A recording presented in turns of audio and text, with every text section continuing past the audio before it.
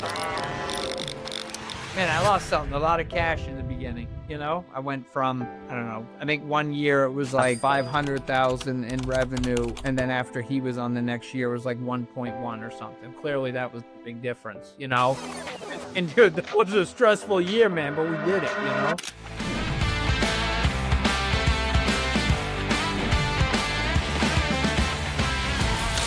Welcome back to Movified. I'm your host, Mark Hirschi, owner of Salmon's Moving and Storage, located in beautiful Vancouver, British Columbia. And I always say it's beautiful because it's summertime and people are always happy when it is sunny outside.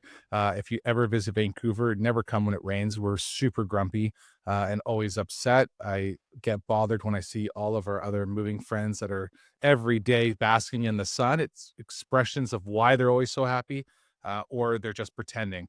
But it's Movified Mondays, and I have a fantastic guests. We are stretching the limits all the way to the East Coast, and I have Jay Sarcione. I want to make sure that. Ooh, look at that! He's nodding his head. Thank you, Jay. I said it. I am in. I am in with pronouncing proper last names. Jay comes from First Rate Moving and Storage, a company he founded and started kind of at the kickoff at the end of 2015, and didn't want to be that swamper that we all want to be, or just that regular mover getting paid the $10 to $15 an hour, but wanted to develop something in his name that's going to be a strong reputation in where he's at, which is in Windham, New Hampshire. I love having guests like Jay on here because I always get to have fun with his accent. So he's really got that, that whole Boston, New Hampshire accent. So it's always, I always think my wife finds it like oddly super sexy. So I'm glad that maybe she'll probably tune in. She'll probably tune in and want to listen to this episode. But here's the reality.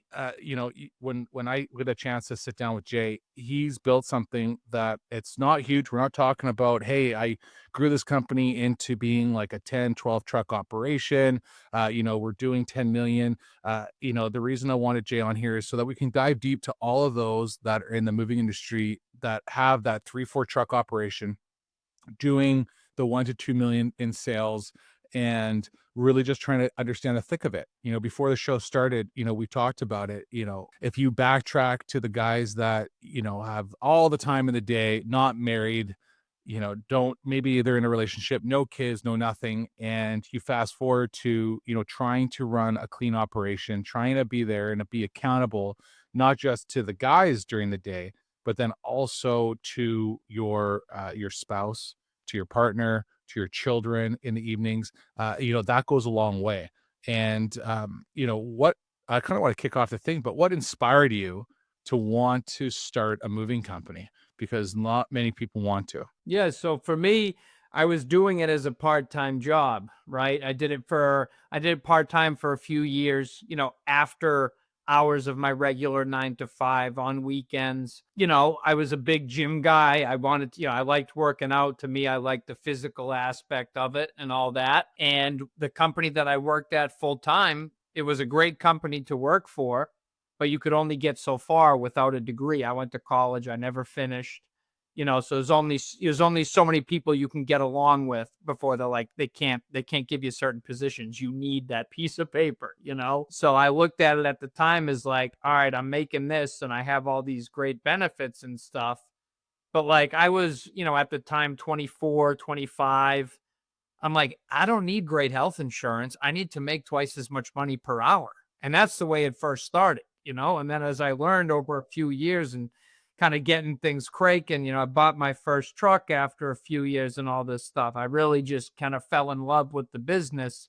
And now, I'm not out on the trucks. Yeah, every once in a while when we get those crazy, crazy days that are overbooked in the middle of the summer, it's like, yep, let's go, strap the shoes on, but I really came just to kind of love the business, the industry. Made a lot of real cool connections with guys like yourself over the years and stuff. And, I really come to love it. And I love being a part, of Austin's group and stuff, because it's a lot of like-minded individuals all in the same industry, all deal with the same types of problems and all willing to help each other with growth. So that's where I'm at now. Well, I think that's the key. And we've talked about this a lot on the podcast where, having the opportunity to go to conferences, having the opportunity to be part of groups like Moving Army, and building yourself and surrounding yourself with other moving company owners and even their teams as well too. I've learned a lot from, just talking to like the operations manager or the sales manager at different moving companies and kind of picking their brains and seeing, some of the objections that they have, maybe even some of the struggles they might have with their owner, right? You kind of have those conversations of like, what works, what doesn't, because a lot of the times you don't realize that your own staff are going through those same problems. And it allows you then to go back and go, hey, are you having this problem? Is this something that's going on with you as well too? And how can we fix this? How can we change like an SOP with regards to it, or change a bit of the structure? I don't want to beat a dead horse, but if you're not part of some type of networking group, whether it's a group message with a couple other moving company owners, whether it's attending these conferences. We got a fantastic conference that's coming up. You got to be there. It's the Who's Who's. It's the Moving Titan event that's happening in Florida this September 10th to 12th. Like, be there. Go get your ticket. It's worth the investment. You are going to gain so much knowledge. You should be at least walking away with 3 objections to implement within your company, and ways to rethink your business by attending this event. There's also Build to Move that's happening in October as well too. That's being hosted by Tim Krupp out in Ohio. That lineup is key. If you are someone that goes, man, I don't want to go to the Titan event. There's like 300 people there. It's a little bit overwhelming. I don't know who to talk to. Find me 100%. Go find Matt from Moving Letters. Go find some key vendors that you've talked to or you've seen on the show, and they'll be more than happy to take you under their wing and chat with you. Go find the guys throughout the Moving Army as well too.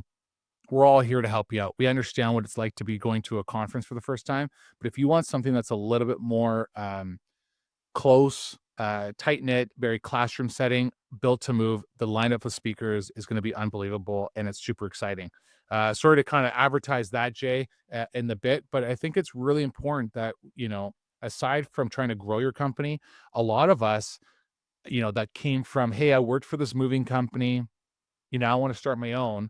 Everybody thinks it's like, cool, let me just go rent a U-Haul. Let me go advertise on Angie's List. Let me go advertise on Craigslist. Let me try and pump up some like meta ads on Facebook. It's so easy now to just build a logo and a website through WordPress or through GoDaddy, and away you go. But the reality is that you're like, oh, I actually probably need to get an LLC. Oh, I probably need to go get registered. Oh, did I get like a permit through the city? What have I done here to make sure that I have the right employees? Have I got my bank account set up? Have I got this set up, that set up? There's a lot around trying to run a business, especially when you're trying to do it on your own. Growing a company like this often involves balancing, right? We actually delayed our podcast because Jay said, hey, listen, you know what? Actually, I'm just stuck in traffic. I'm coming from the gym. This is a great time for me. Going to the gym releases and dopamines, and it can help so much on your mental health, that he's like, I'm just coming back from the gym. This is the best time to go. Can we delay this by like 20, 30 minutes? The personal involvement and professional expansion that you've had, what were some of the biggest hurdles you faced when transitioning from just starting off, just you jumping on that truck, to now going, okay, I'm getting into long distance. I'm, having to rent some more extra trucks. We have a good sized staff. What were some of those hurdles you faced in like the first couple of years? So I would say some of the biggest hurdles in the first couple of years was having reliable help. It's like me and one guy are out there killing it every day. Then all of a sudden the phone starts ringing a lot. We're working crazy hours. We're doing jobs that I would have 4 people at nowadays. You know what I mean? As you learn and everything over time. Now, as you're growing, I think hiring good movers is always going to be tough. It's just kind of that line of work, or it's more of a consistent process instead of just like, hey, we need an extra guy for this month or whatever. That was one of the hard things in the beginning. And then as the business kind of got more established, kind of dealing with a different type of clientele, like you said, like in the beginning, it's like you go on Angie's List and some guy could call you to move 1 box. And now as you build your name and your brand, You got this guy that's, I got a phone call actually, Mark, after me and you spoke a little while ago before getting started on my way here. Some guy calls me, hey, you moved so and so. I work for Raytheon, the military contractor. I need to move to California. I'm like, oh, great. We'd love to help you out. Tell me a little bit more. Oh, I got to move August 1st. So all of a sudden, it's like, all right, this is the busy time. This is obviously who got a guy that's probably going to have most likely a decent sized move. It's getting paid by his company. Where like years ago, I would be like, I can't do this. Is too much. This is too much.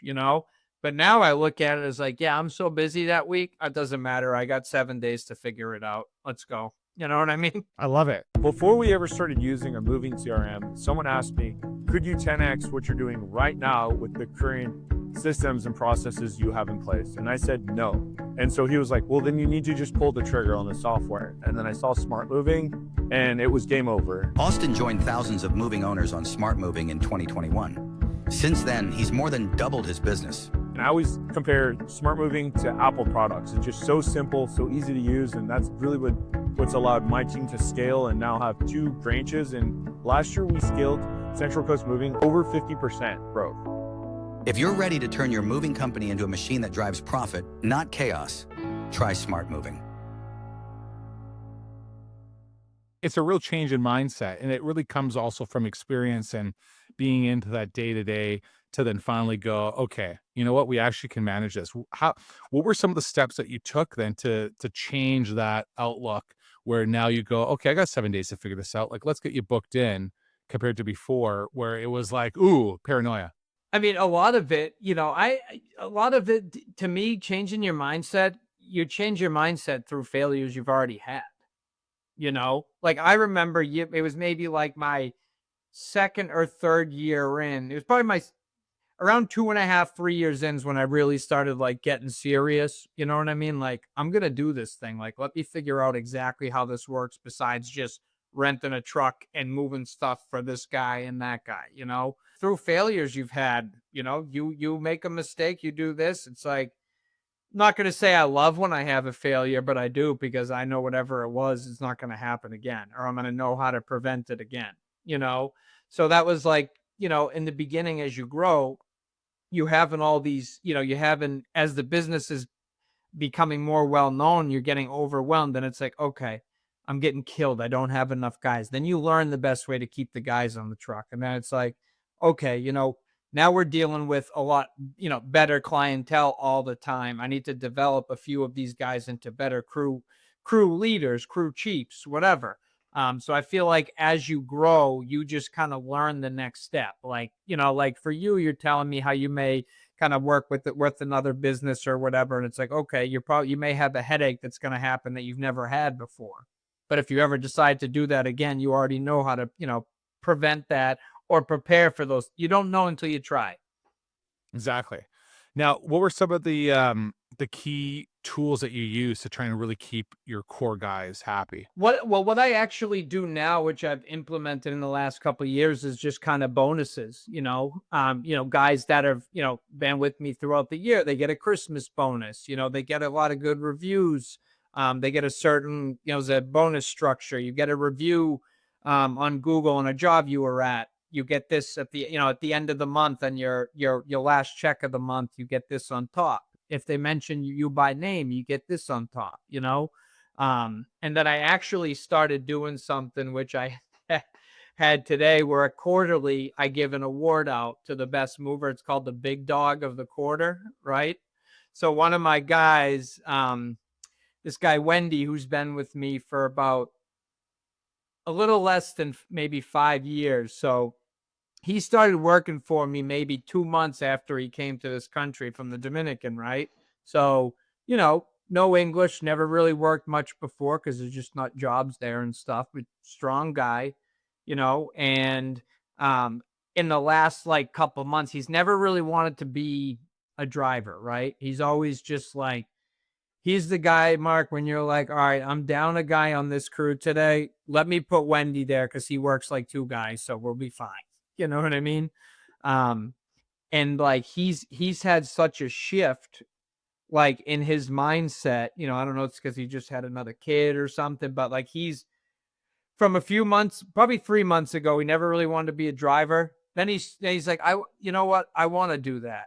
And in the now he's doing interstate stuff already. Like he's someone I can trust to go out and I don't have to worry about it. You know what I mean? He'll call me if he needs me, but just to have the trust with him, he's having some of the realtors calling me, hey, can you send Wendy to this job? And bear in mind, the guy doesn't speak the language as the client. So if they're requesting him, you know, you look at it this way, like this guy's really kicking it.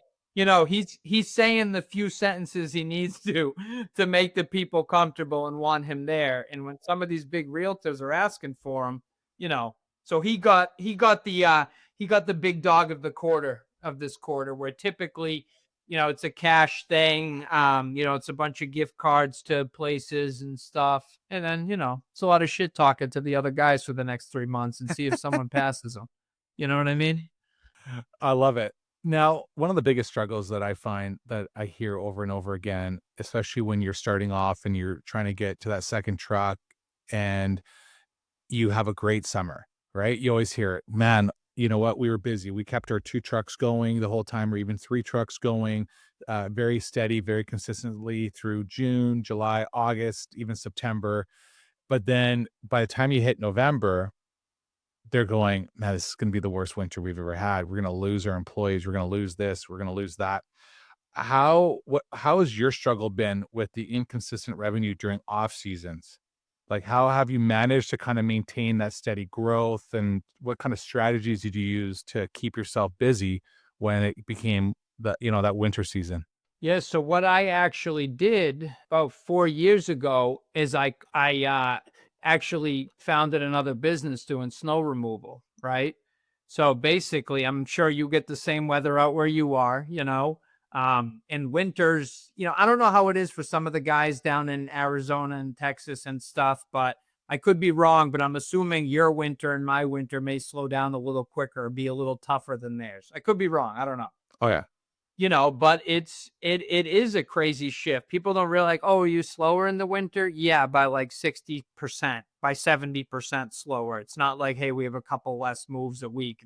It's a big difference, you know. I started a snow removal business, and now, you know, we're up to a point where we run, you know, 5 pickup trucks, a few machines. So basically, at the end of the summer, as it starts winding down, you know, I don't really, there's always the few extra guys you have throughout the summer that are good. They fill the spots good. You know, maybe the younger guys, they go back to college or something. But it's a good way to balance it out. What's up, guys? It's Austin Yarrow with the Moving Army. If you're listening to this podcast, I'm sure you're crushing it, you're growing your business, and you don't need any help. Majority of you probably don't. But the thing is that information alone isn't enough. If you're looking for someone to hold you accountable, work with you, and collaborate with others in our industry with teams that are killing it, crushing it, you need to join the Moving Army. This is my invitation to you. You can text my personal cell, 805-441-6118. I'll see you soon and wait for your call. Join the Moving Army today.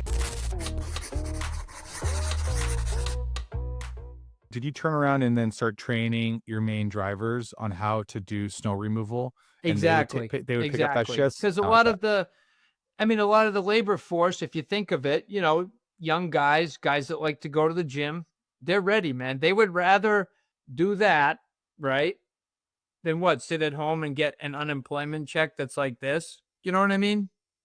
So, you know, and that's what I do. That's what I do in the winter. And, you know, we have in our moving contracts, I'm sure it's the same with you, like, hey, when there's blizzards and stuff, like we can't move you, you know, or like there has to be some sort of backup plan. Because sometimes people have asked me, like, well, what do you do if you have like a whole bunch of moves on a Thursday and you get a ton of snow? Well, most of the time people want to change their move if they can, you know, so Yeah, it's of kind of course. a way to, it can, there is days where there's a storm and it can get hectic and you kind of move things around, but that's just part of running the business regardless. It's the same feeling during our busy season, you know? You know, you talked earlier about trying to keep these core guys like Wendy very busy, keep them involved, have a good culture with the fact that you have this quarterly award that kind of gets handed out. Hiring the right team has always been crucial. I talked about it in a mover mastermind earlier this week, where the conversation was, you want to hire the right people for the right position. You want them to utilize their superpowers when you are failing in one area. Maybe you're not very good operations manager. Maybe you're actually really struggling in sales, and you want to then just try and hire those right people. I mean, sometimes you actually just need to have a really good manager because maybe you're not really good at managing or delegating your staff. It's a common pain point. We all see it all the time. What's one hiring decision or role at First Rate that accelerated your growth as you were growing your company? I had a guy, he still works for me. So this is probably about 5 years ago. I was still doing all the sales myself and everything else, right? So I got a call, for some guy one day, and, I come to found out a few months later, he got my number because I guess he was working for another company. We ended up getting the job. So he's like, "Hey, who the hell's this guy?" Because I was kind of up and coming, and so this guy, he still works for me for this day. He moved down to Florida, so he does everything remote. He's actually been in the moving industry doing sales longer than I've been alive. It's been his whole career. Right. I kind of brought him on. He had more flexibility with me being a smaller growing company. It wasn't like you're going to do this, like if he worked for like a United or something. And of course, he's got 38 or 39 years of experience. I've learned a ton from the guy. Even, I'm the owner, but that doesn't matter. This guy's been doing sales for moving companies for 39 years. I'm doing it for longer than I've been alive, So having him being able to do that, not only did that free up time, but it's like, oh, wow, like this guy's really taught me how to get way more money for these jobs. I mean, a lot of guys that start out, people could call me now and say, Jay, I heard a lot of good things, but this other guy is going to do it for half the price. It could be just some young guy starting out and he kicks ass and it's going to be good. That's what I felt like what I did for the first couple of years is like, oh shit, like, man, I lost something, a lot of cash in the beginning, but then I probably would have never met the guy either, having him and his, not only his experience, but connections he has and everything, really kind of skyrocketed things. I went from, I don't know, I think one year it was like 500,000 in revenue. And then after he was on the next year, it was like 1.1 or something. Clearly that was the big difference, And dude, that was a stressful year, man, but we did it, Well, that growth for sure. I can imagine, it's a different game changer when now you're like, okay, shit, we need like 2 trucks. Can you go rent a couple more trucks? Oh, we're really busy on month end. And a lot of the times you really don't want to say no, right? You don't want to turn around. You don't No, want to turn down exactly. business. It's a hard thing to learn, even to this day. That California call I just told you about. Yeah, I got 7 days. I'm gonna figure. If it was 2 days, I'd be a little more nervous, but I got 7 days. I'll be good. But it's hard. It's hard to say no. The mistakes though, as you're scaling, what was one of the what was a valuable lesson that you learned from some bad hires that you've had? Hiring too quickly, right? And I think Very common. kind of what I mean by that is like, say I it was gonna say again. very common problem that we all have. Yeah, no, exactly. Like, hey, we're super busy. We You had can breathe? 5 people Perfect, great. apply. Yeah, exactly. Like, how you do? Yeah, this guy looks great. We'll talk later. Yeah, go with him. You know what I mean? Yeah, no, exactly. Hiring too quickly. But not only just that, and I think you may agree with me on this. Let's say, you got all your trucks going out. You're in peak season. Everyone's spread out. Everyone's working long hours. But then you have maybe some crews where the crew chief isn't top notch. And then you're having these extra guys out there. Then you're having more mistakes because you don't have the guy in charge doesn't have as strong as a grip on stuff as you would like, So basically hiring too quickly and then, learning to say no. You get these big opportunities and you're running yourself ragged already. And then, like you said, we talked a little bit earlier about, we both have kids and all this stuff. And it's like, you're driving across the country, then you get home at 10 a.m., you're at the birthday party at 11, you haven't slept in 3 days. You know what I mean? That kind of month end. Yeah, for sure. Being found on the second page of Google is literally like having a billboard in the middle of the desert. Your mama ain't gonna see it. No one's gonna see it. You're on the second page of Google. No one's gonna call. No one's gonna book.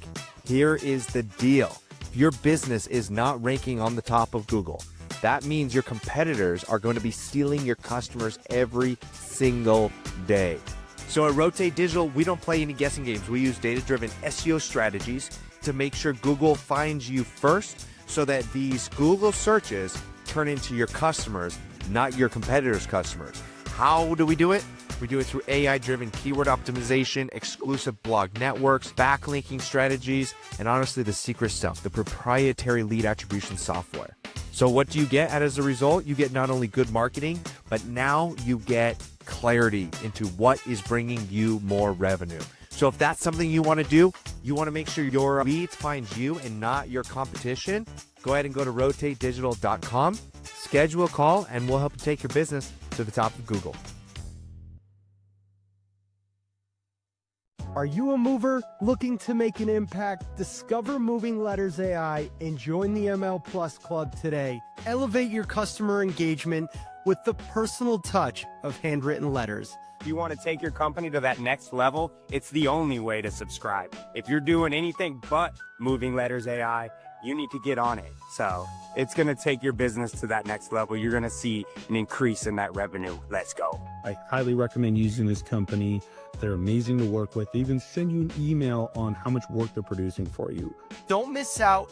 Join the revolution and start making moves that matter. Put a golden damn ticket in there with Moving Letters AI.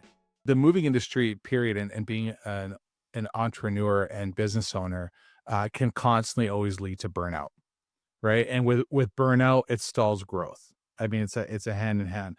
How have you kept your teams motivated, and keeping the company productive, really, to making sure as the company's expanding? Was there any practices, any special type of training, in that turnover time period where you're like, okay, I don't want you guys burning out. I know there's, this 2-bedroom and then I need you guys to go do another job at 6, or guess what? Because I'm only operating, 3-4 trucks, and you have 3 or 4 main drivers, and those guys are constantly working, to have that downtime.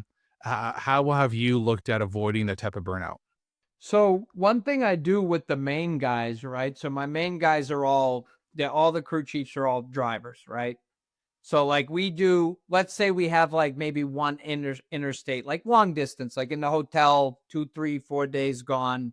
Let's say we have one per week. I don't always assign that, we switch it. The guys have equal opportunities to do that. Let's say, I know the first week of August, I got a couple trucks going to Virginia and then one going to Florida the following week. So, I mean, I have a very good relationship with my 3 main drivers. They've all been with me for 5, 6 years. So it's like, hey guys, who's got a family thing they can't miss this week? You? Okay, good. You'll go on the other one. These guys go now. And no one really has I think I do a pretty good job at splitting it up. So as far as I know, I don't think there's any this guy always gets to go on this type of trip or that trip.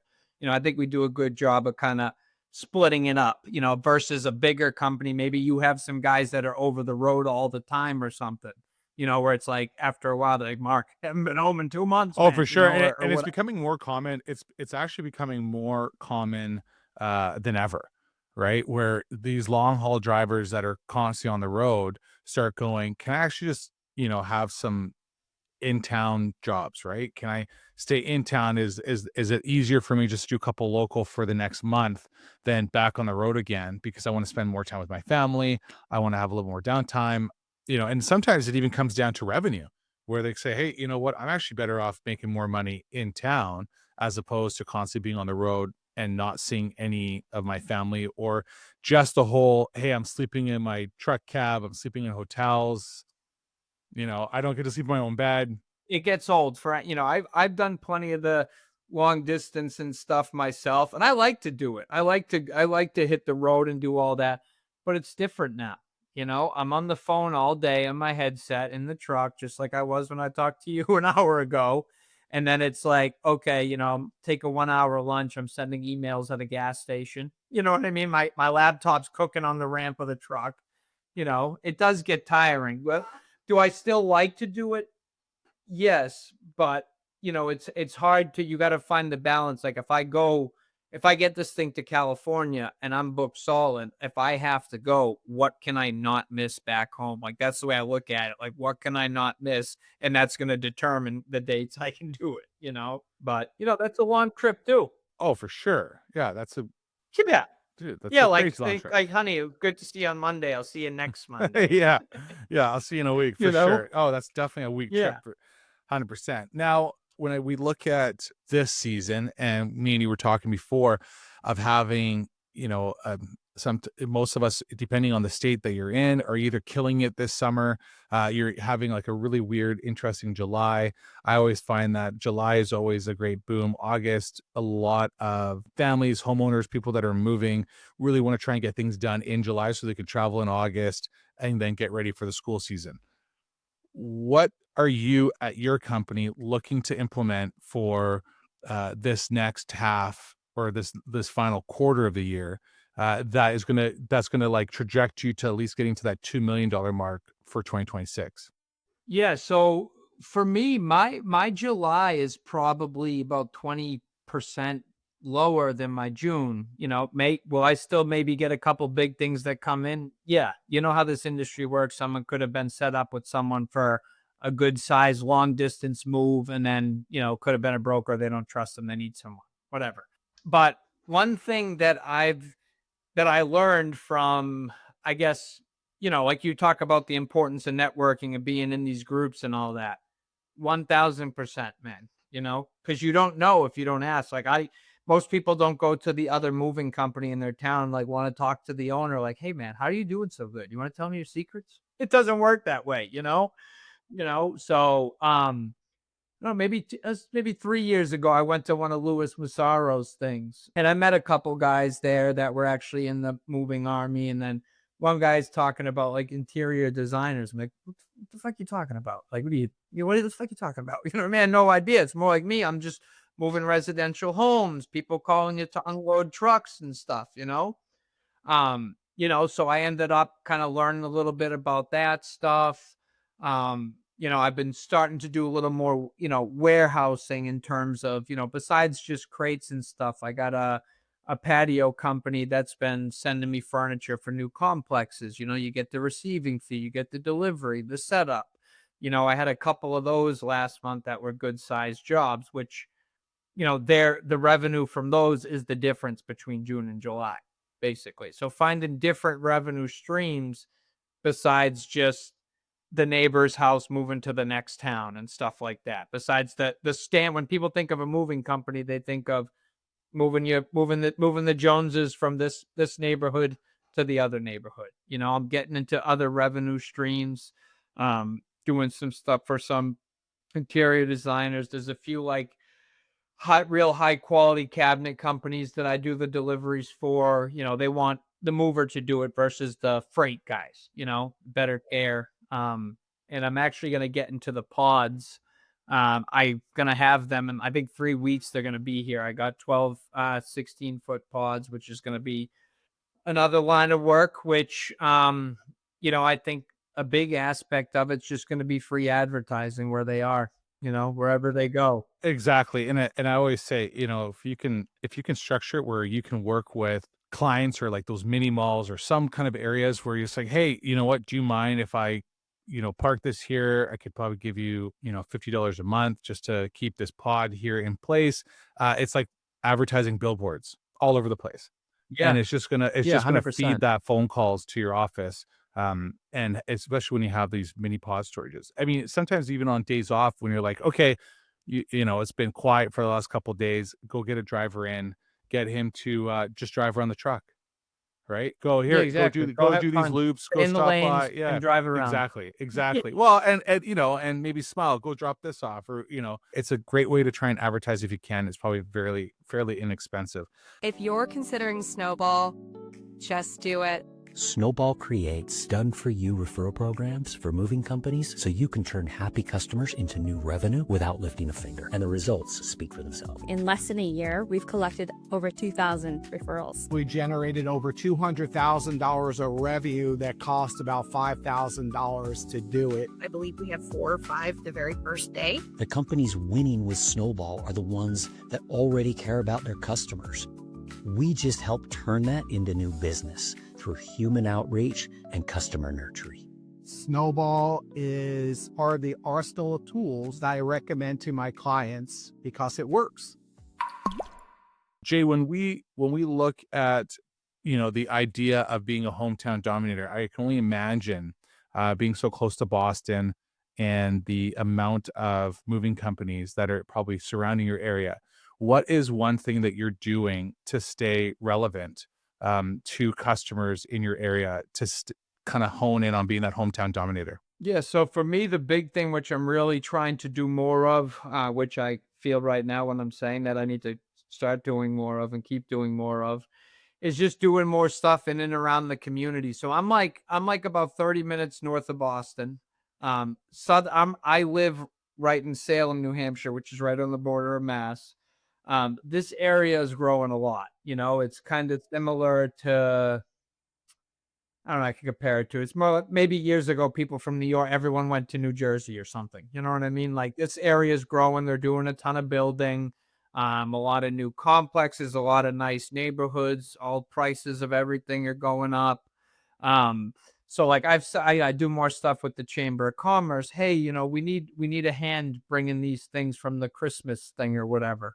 Perfect. Let's go. You know, because that's the type of stuff that gets your name out there, you know, with the community.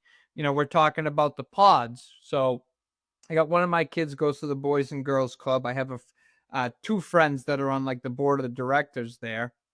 Like, hey guys, the Boys and Girls Club is full of so much stuff. These 2 pods are going to sit out there for free. Just so you know, they're coming in 3 weeks. You know what I mean? Stuff like that. There's hundreds of families through that place every day. The police do a toy drive. You guys don't get that other one out of there. I'll bring mine. It's free. Just go ahead. Keep it here. You know, stuff like that. It's all about working with people in the community. You know, whatever it is, the Chamber of Commerce, the V&I thing, the town park, you know, they need some guys to set up a new swing set. A couple hours of your time is going to generate for the business more phone calls than paying Google for a click, click, click, click, click. You know, I love it. And the biggest thing too, you know, it's one thing to donate your time, work to the community, give back, but you know, the other side of is it's still, you have to think about your business. So you should be making sure, hey, let's make sure we're taking some video. Let's go make sure we have some social media content, and then we're tagging it. And it also works with the communities that you're working in, because you can actually go to the Boys and Girls Club and say, hey, listen, we're going to take a couple photos of the pods that are sitting outside your location. We're going to post it. We're going to tag you in there. You get a free spiel, you know, in marketing. We'll make sure that, you know, we thank you guys in the post. And then it's like a win-win for everybody, because all you're doing is reaching a lot larger audience, and what it costs you nothing. 100%, man. And, you know, like you say that too, like, you know, like you just said, like on the back end, you got to think about your business. Like, of course, like, honestly, I'm the type of guy, and a lot of business owners think it's crazy when I say this, but like, so I co-founded a foundation with my mother-in-law, right? She has a church. She lives in Santo Domingo. She's back and forth, but she still has her house there. So like I've gone down there a few times. I got like 6 wardrobes on the other side of this wall full of like donated clothes and kids' toys and stuff. You know, we ship them down there. We go out, you know, you go to the places where people are really struggling. Not the struggle in Seattle or in Boston, the real struggle, you know, no jobs, no money, no electricity, you know? And like, if I could do that every day and still provide for my kids, like still get like a pool or something, I would do that. But unfortunately, that's not the reality and how the real world works, you know? But when people call, the Chamber of Commerce, the Boys and Girls Club, they say, oh, hey, Mark, we're having a food drive at the local grocery store. Can you have a truck and a guy there? It's like, yeah, absolutely. Because when you build a good team, the reward is more fulfilling than a check. The checks feel great, Mark. Don't get me wrong. The checks feel great. But when you do something and you actually make an impact, that's the stuff that's rewarding. But then you go home and you have bills. You're like, all right, I got to do some of this too. I gotta fill the moving trucks too. Yeah, exactly. No, I love it. Hi, I'm Mark Hirschi with Salmon's Moving and Storage. Today, I want to talk about Tighten Up training. Why? Because this is Netflix grade quality training. It's not those old videos and VHSs that you got hiding in your office somewhere. It's online, it's easy to use, they're short videos, but they get to the point. My new employees, these guys run through these training programs, there's tests at the end, and they're coming out going, oh, I'm ready to rock. So if you haven't checked out Tighten Up training yet, get a demo done, get on board. Guess what else is there? Online portals for my sales staff. Can you believe it? These guys can learn how to overcome objections and book more leads today. So what are you waiting for? Go check out Tighten Up training today.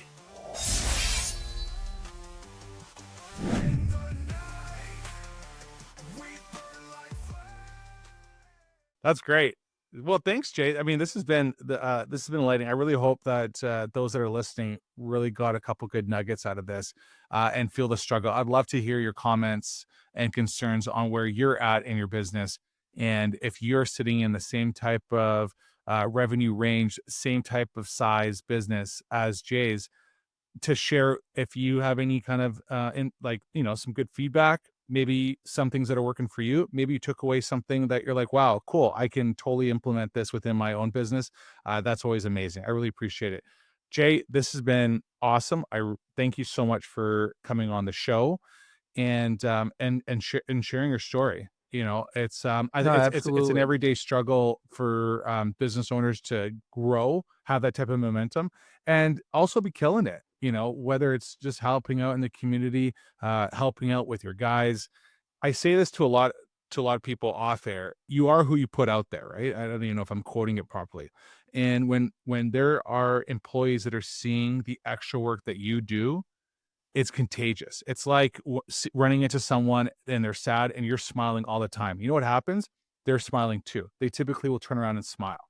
Right. Yeah. I always give shout outs to Nikhil Murdoch from Murdoch's Moving and Storage, because every time I see him, he's always got this big smile and it automatically makes you want to smile. Right. He's got a contagious smile. And it's the same thing with, as business owners, we need to radiate that as well, too, because when we're doing this, our employees, our community, they're going to see it and they're going to go, man, I only want to work with First Rate because of who they are and who the owner is. So kudos to you, Jay. Thank you so much for being on the show. Thanks, Mark. And for all those that are watching, those that are listening, stay Movified.